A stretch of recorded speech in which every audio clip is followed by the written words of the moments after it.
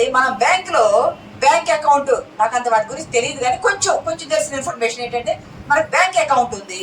నీ అకౌంట్ లో నీ పేరు మీద నీ డబ్బు ఉంది. నువ్వు అక్కడ పోయి చప్పట్లు కొడితే నీకు డబ్బు రాదు. నువ్వు అక్కడ ఏం చేయాలి? ఒక ఫామ్ ఫిల్అప్ చేయాలా, అక్కడ నీ తంబోలు అయితే నీ సైన్ పెట్టాలి. అప్పుడు నువ్వు డ్రా చేసుకోవడానికి నీకు ఎలిజిబిలిటీ ఉండదు. అవునా?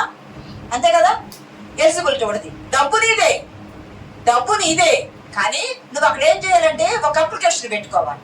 దేవుడు ఒక నిధి, తండ్రి అయిన దేవుడు ఒక నిధి. ఆ నిధి నువ్వేం చేయాలంటే ప్రార్థన అనే అప్లికేషన్ నువ్వు పెట్టుకోవాలి. దేవుడి సన్నిధానంలో ప్రార్థన అప్లికేషన్ పెట్టుకొని, తండ్రి నాకు ఎంత అవసరం ఉంది, ఇంత అవసరం నువ్వే తీర్చాలా. మనుషులు ఇస్తే అప్పు కానీ నీకు ఇస్తే అప్పు ఉండదు కదా, నువ్వు తీర్చాలా. నాకు నువ్వు ఇవ్వాలా ప్రభు అని నువ్వు దేవుణ్ణి అడిగితే, ఈ లోకపు తండ్రి తన తప్పిపోయిన కుమారుడి మీద జాలిపడితే మన పరలోకపు తండ్రి జాలిపడతాడు కదా. నువ్వు ప్రార్థన చేయాలా, నీకేమి కావాలో ప్రార్థన చేయాలా, ఎంత కావాలో ప్రార్థన చేయాలా, ఎప్పుడు కావాలో ప్రార్థన చేయాలా. ప్రార్థన చేస్తే నువ్వు డ్రా చేసుకోవడమే. సమకూర్చి పెట్టాలి, సిద్ధపాటు చేసి అడుగుడి మీకు ఇస్తాను కదా, వెతుకుడి మీకు దొరికిందన్నాడు కదా, తట్టుడి మీకు తీయబడదు. నువ్వు మోకరించు, నువ్వు అడుగు, వేడుకో. ఆయన పరలోకపు ద్వారం తెరిచి, దేవుడు తన మహిమ చొప్పున క్రీస్తు యేసును ప్రతి అవసరం తీర్చడానికి, ఫిలిప్పీ 4:19 ఉంది కదా, ప్రతి అవసరం తీర్చడానికి ఈ తండ్రి, అయ్యా నేను దాసుడిని, నేను కూలివాడిని అనుకొని వస్తే కుమారత్వం ఇచ్చాడు, బంగారు పగురు దొడిగాడు, ప్రశస్త వస్త్రం దొడిగాడు, చెప్పులు దొడిగాడు, ఇన్ని ఇచ్చాడు కదా. అడగకుండా ఇచ్చాడు. తిరిగి రావటమే, పశ్చాత్తాపడటమే, మారు మనసు పొందటమే. నువ్వు నీ తండ్రిని అడిగితే ఇస్తాడు. ఈ పెద్ద కుమారుడు ఏం చేశాడు? తండ్రి దగ్గర ఉన్నాడు, తండ్రి మీద నెపం మోపుతున్నాడు. తండ్రి ఇవ్వలేదన్నాడు. అడిగినట్టుందా? తాను ఎప్పుడైనా అడిగితే తండ్రి ఇవ్వను అన్నట్టుందా? అడగలేదు, తండ్రి ఇవ్వను అనలేదు, నెపం మోపుతున్నాడు తండ్రితో. మనం కూడా దేవుడు అడిగాను ఇవ్వలేదు అన్నాడు. లేదు, మనం నిజంగా అడిగితే దేవుడు ఖచ్చితంగా మనకిస్తాడు. నువ్వు పూర్ణ మనసుతో, పూర్ణ హృదయంతో నువ్వు మోకరించి, నీ కన్నీరు విడిచి, నీ కన్నీరు భూమిని తాకే రీతిగా నువ్వు అడిగితే ఖచ్చితంగా ఆయన ఆకాశపు వాకిళ్ళు తెరిచి నీకు ఇస్తాడు. ఈ 2 వాళ్ళ ఆస్తి ఉన్న కుమారుడు తన ఆస్తిని అడగలా, తండ్రి మీద నువ్వు ఇవ్వలేదని నెప్పబోతున్నాడు. ఇంకోటి గమనించండి, 2 కుమారులు ఆస్తి పంచుకున్నారు కానీ తండ్రిని పంచుకోరా. ఆస్తి పంచుకున్నారు కదా, ఆస్తి పంచుకున్నారు కానీ తండ్రి బాధ్యతను ఎవరో పంచుకోరా. తండ్రిని ఎవరో దొరకలా. కుమారుడు లేడని దుఃఖపడుతున్నాడు, కుమారుడు రాలేదని ఎదురు చూస్తూ ఉన్నాడు, కుమారుడు కొరకు అంగలారుస్తూ ఉన్నారు. మన పరలోకపు తండ్రి కూడా తప్పిపోతే మన కొరకు అంతే అంగలారుస్తూ ఉంటాడు, మన కొరకు అంతే ఎదురు చూస్తూ ఉంటాడు. నా బిడ్డ తిరిగి మళ్ళీ ఎప్పుడు నా దగ్గరికి వస్తుందని ఎదురు చూస్తుంటాడు, ఎప్పుడు వస్తాడని ఎదురు చూస్తుంటాడు. ప్రియ సంగమా, దేవుని బిడ్డలారా, దీనిని బట్టి మనం తెలుసుకోవాల్సింది ఏమిటంటే, మన తండ్రి మనకి జన్మనిచ్చాడు, ప్రేమించే తండ్రిగా ఉన్నాడు, మన అవసరాలు అక్కర్లు తీర్చే తండ్రిగా ఉన్నాడు, బాధ్యత గల తండ్రిగా ఉన్నాడు. ఈ తండ్రి కూడా అలాగే ఉన్నాడు. ఈ తండ్రి దేవుణ్ణి మాదిరికరంగా మనకు చూపిస్తున్నాడు. తప్పిపోయిన కుమారుడేమో సంఘము నుండి, కుటుంబం నుండి వెళ్ళిపోయిన కుమారునికి, తప్పు తెలుసుకొని తిరిగి వచ్చిన కుమారునికి మాదిరిగా ఉన్నాడు.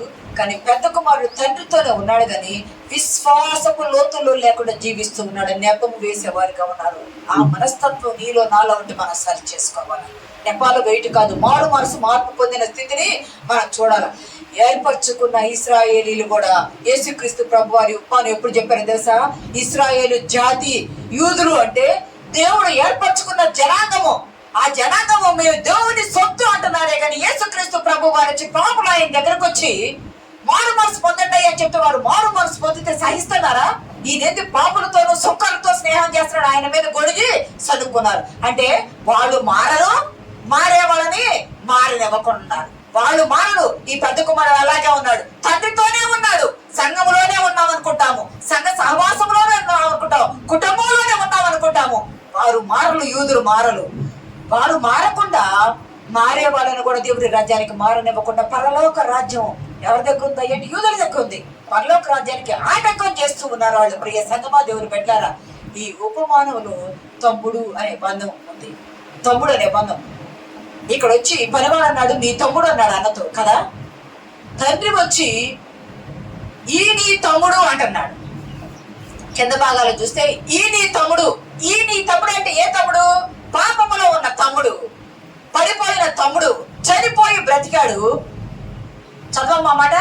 ఈ తమ్ముడు చనిపోయి తప్పిపోయి దొరికాడు. ఈ నీ తమ్ముడు అని తండ్రి అంటే ఉద్దేశం ఏమిటి తెలుసా? నీ తమ్ముడు వెళ్ళిపోయాడయ్యా. శారీరకమైన క్రియలతో చనిపోయాడు ఆయన. శారీరకంగా చనిపోవాలా, ఏది శరీరంతో శరీరం చనిపోలా, శారీరకమైన క్రియలతో కూడిన ఆలోచనలలో నుండి ఆయన చనిపోయాడు, వాటిని సమాధి చేశాడు. ఇప్పుడు క్రీస్తుతో ఆయన మళ్ళీ పునర్జీవింపబడ్డాడు, మారు మనసు పొందిన వారిగా వచ్చాడు. ఈ నీ తమ్ముడు అంటావు అర్థం ఏమిటో తెలుసా? ఆడు తప్పు చేశాడు, నువ్వు కూడా తప్పు చేస్తున్నావు. వాడు వస్తే క్షమించలేని, ఓర్వలేని అసూయతో రగిలిపోతూ ఉన్నావు. ఈ నీ తమ్ముడు ఈ స్వభావమే నీలో ఉంది, అది మార్చుకోవాలని తండ్రి చెబుతూ ఉన్నాడు. ప్రియ సంగమా, దేవుని బిడ్డలారా, మనం మార్చుకోవలసినవి ఏమిటయ్యా అంటే, మనలో ఉన్న తప్పిపోయినవని క్షమించే మనసు మనకు ఉండాలా, తిరిగి వస్తే చేర్చుకునే మనసు, ప్రేమించే మనసు మనకు ఉండాలా, దూరం అయిపోయినవి దగ్గర చేసుకునే మనసు ఉండాలా, వేలు పెట్టి తిరస్కరించి దూరపరిస్తే పరలోకములో దూతలు, పరలోకములో దేవుడు దుఃఖపడతారు. వారు దుఃఖపడే పని మనము చేయవద్దు. వారు సంతోషపడే పని మనం చేస్తే మనకు ఫలం అధికమైంది, ఫలం అధికమైంది. ప్రియ సంగమా, దేవుని బిడ్డలారా, ఎట్లా ఉండాలని మీకు ఒక ఉదాహరణ చెప్పి గురించుకుందాం. మనం ఇంతకుముందు చెప్పే గుర్తుందో లేదో కానీ, ఆఫ్రికా ఖండంలో ట్రైబ్స్ ఉంటారు, జాతులు ఉంటాయి. ఆ జాతుల్లో ఒక జాతికి రాజైనటువంటి అతను తన కుమారుడికి అన్ని విద్యలు నేర్పించి నిన్ను రాజులుగా చేస్తాను, నా తదనంతరం, నా తర్వాత ఆ రాజ్యాన్ని పరిపాలించడానికి నువ్వే రాజువి, నీకే అధికారం ఉంది అని చెప్తే, ప్రియ సంగమా, దేవుని బిడ్డలారా, అన్నీ గెలుచుకుంటూ వచ్చాడు. చివరి టెస్ట్ ఒకటి, పరీక్ష ఒకటి పెట్టారు. అదేమిటంటే, తండ్రి, రాజు, మంత్రులు, అక్కడ ఉన్న అధికారులు అందరూ కలిసి ఆ పరీక్ష ఏమిటంటే, నువ్వు రాజుగా ఉండాలి, నువ్వు ప్రజలను కాపాడాలి అంటే నువ్వేమి చేయాలి అంటే, ఈ రాత్రికాల సమయంలో ఈ అడవి వాళ్ళ రాజ్యానికి, అవతల రాజ్యానికి మధ్యలో అడవి, కొన్ని కిలోమీటర్ల దూరం అడవి ఉంటుంది.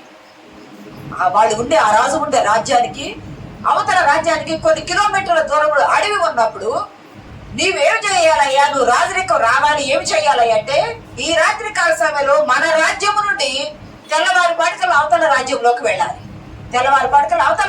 వెళ్ళాలి, వెళ్ళేటప్పుడు పులులు ఉంటాయి, సింహాలు ఉంటాయి, ఏనుగులు ఉంటాయి, తోడేళ్లు ఉంటాయి, అన్ని క్రూర మృగాలు ఉంటాయి. అడవి కదా, అడవిలో ఉంటాయి. నువ్వు జాగ్రత్తగా వెళ్తే తెల్లవారి సూర్యోదయం మగుచుండగా అక్కడున్న ప్రజలు నీకు స్వాగతం పలుకుతారు రాజుగా. ఇదే నీకు అర్హత, చివరి పరీక్ష అన్నప్పుడు ఆ రాత్రికాల సమయంలో ఆ కుమారుడు తను బయలుదేరాడు ఒంటరిగా. ఎవరు తోడుగా, పనివాళ్ళు కానీ, ఎవరో కూడా సైనికులు కానీ ఎవరూ లేరు, ఒక్కడే వెళ్ళాలా. ఆ తండ్రి అయిన రాజుకి ఒక్కడే కుమారుడు. ఇద్దరు రాత్రికాల సమయంలో బయలుదేరి ప్రయాణమై వెళ్తూ ఉన్నాడు. కొంత దూరం పోయేటప్పటికి నక్కలు అరవటం మొదలుపెట్టాయి. ధైర్యం చేసుకుని వెళ్ళాడు. తోడేళ్ళు అరవటం మొదలుపెట్టాయి. ధైర్యం చేసుకుని వెళ్తా ఉన్నాడు. పులులు అరవటం మొదలుపెట్టాయి. అరుపు వినిపిస్తుంది, తర్వాత వినపట్టలా. వెళ్ళిపోతానే ఉన్నాడు, భయపడుతున్నాడు. కానీ ధైర్యంతో నేను రాజును కావాలి అన్న ఒక ఆకాంక్షతో వెళ్ళిపోతా ఉన్నాడు. సింహాల అరుపులు వినిపిస్తున్నాయి, ఏనుగుల గేంకారాలు వినిపిస్తున్నాయి. ఎక్కువగా క్రూర జంతువులు ఏం చేస్తాయంటే నైట్ పూట వేటాడటం మొదలు పెడతాయి. పగల కన్నా నైట్ పూట ఎక్కువ వేటాడుతాయి, తొందరగా వేట దొరికిందని. ఈ నైట్ పూట వేటకు వచ్చే జంతువులు బయటకు వస్తున్నాయి, అరుపులు వినిపిస్తున్నాయి, గాలి శబ్దం వినిపిస్తుంది. వెళ్ళిపోతానే ఉన్నాడు ధైర్యంతో, రాజు కావాలన్న కోరికతో వెళ్తూ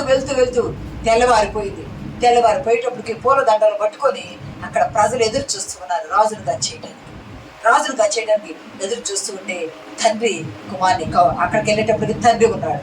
కుమార్ని కౌగిలించుకొని, కుమారుడా నీ ప్రయాణం ఎలా జరిగిందంటే, కుమారుడు చెప్తున్నాడు, తండ్రి గారు నేను బయలుదేరాను, నక్కలరిసినాయి,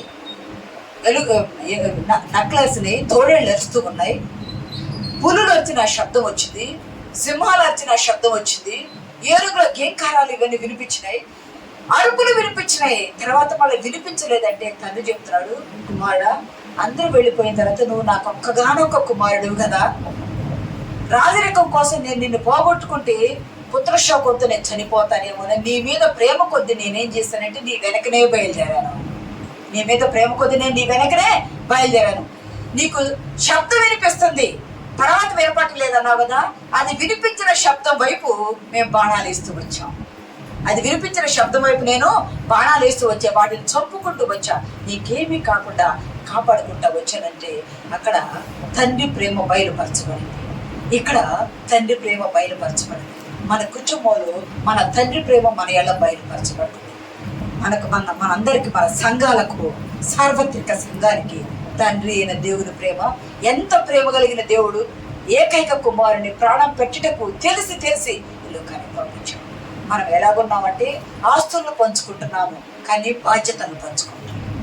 ఆస్తు పంచుకుంటున్నాం. నీ కొరకు నేను జన్మనిచ్చి, నిన్ను ప్రేమించి, నిన్ను కని, నిన్ను కొని ఇన్ని చేశాడు, నిన్ను వేలు పట్టుకొని నడిపించి ఇన్ని బాధ్యతలుగా ఉంటే వృద్ధాప్యం వచ్చేటప్పటికి మనం ఈ అన్నదమ్ములు కానీ ఆస్తి పంచుకున్నారు, కానీ తండ్రిని బాధ్యత ఎవరు పంచుకోలేదు. ఇంకా నెపాలు వేసేవారుగా ఇవ్వలు అనేవారుగా ఉంటారు. కానీ మనకి మానవ జన్మనిచ్చి తండ్రిని ఆరాధించే ఘనతనిచ్చారు. చెట్లు పొట్లయితే చెట్లకి జీవం ఉంటుంది, జంతువులకు జీవము ప్రాణం ఉంటుంది, మానవులకు జీవము ప్రాణంతో పాటు ఆత్మ కూడా ఉంటుంది.